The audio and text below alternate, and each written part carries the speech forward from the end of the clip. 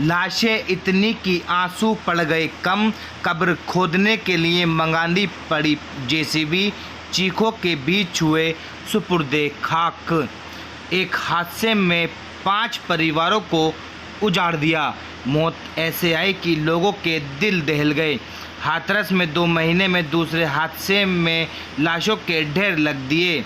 इससे पहले बीते 2 जुलाई को भोले बाबा के सत्संग के समापन पर हुई भगदड़ में 121 लोगों की जान चली गई थी। अब 6 सितंबर को जनरत हाथ बस ने पिकअप वाहन में टक्कर मार दी, जिसमें पिकअप में 35 लोग सवार थे। इसमें 16 की मौके पर ही मौत हो गई। इसमें 12 एक ही परिवार के थे, जिसमें 5 भाइयों का परिवार एक झटके में काल के गाल में समा गया। लाशें देखकर परिवार व गांव के लोग चित्कार उठे। रोने के लिए आंसू कम पड़ गए। रोते रोते आंखें पतरा गईं। कब्रें खोदने के लिए जेसीबी मंगानी पड़ी। चीख पुकार के बीच यानी आज दोपहर को सभी शवों को सुपुर्दे खाक किया गया, जहां आगरा के खंदौली थाना क्षेत्र के सेमरा गांव निवासी बेदरिया की बेटी की दादी सास को मौत हो गई थी। उनकी चालीसा का कार्यक्रम था, जहां पर वह घर व रिश्तेदारी के लोग हाथरस जिले के असगरी सासनी के गांव मुकुंदखेड़ा जा रहे थे। वहीं रास्ते में हादसे का शिकार हो गए। जहां खबर मिली तो गांव की तेली बस्ती में चीख पुकार मच गई। जिसे भी दुर्घटना के बारे में मालूम पड़ा वह बेदरिया के मकान की तरफ दौड़ पड़ा।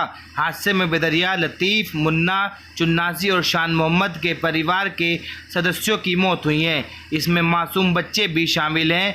तो वहीं देर रात तक प्रशासन और पुलिस विभाग के लोग हाथरस से शव एम्बुलेंस से लाने में लगे रहे। रात के सन्नाटे में बेदरिया के मकान वाली गली में सिर्फ महिला, पुरुष और बच्चों के चीखने की आवाज़ें सुनाई देती रहीं। हर किसी की ज़ुबान पर इस घटना की चर्चा रही। बस्ती में शव लाने से पहले पुलिसकर्मियों को स्थान खोजने की कवायद करनी पड़ी। यहाँ 16 शव आने से बस्ती में पहले पंचायत घर की ज़मीन को देखा गया। इसके बाद बस्ती के स्कूल पर शव एकत्रित करने का निर्णय लिया गया। वहीं पुलिस ने स्कूल के अंदर शव रखवाने का प्रयास किया, लेकिन गेट का ताला नहीं खुला।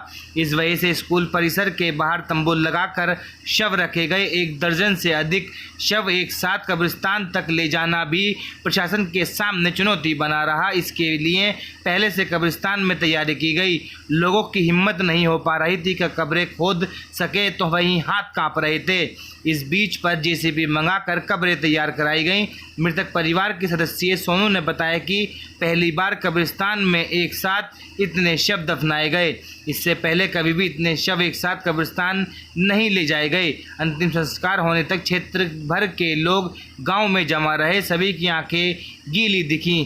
अब इस लापरवाही कहें या फिर मजबूरी कहना मुश्किल है, लेकिन इस तरह के हादसों से सबक लेने की ज़रूरत है। आप सभी लोग ट्रैक्टर और मालवाहक गाड़ियों में सफ़र करने से ज़रूर बचें।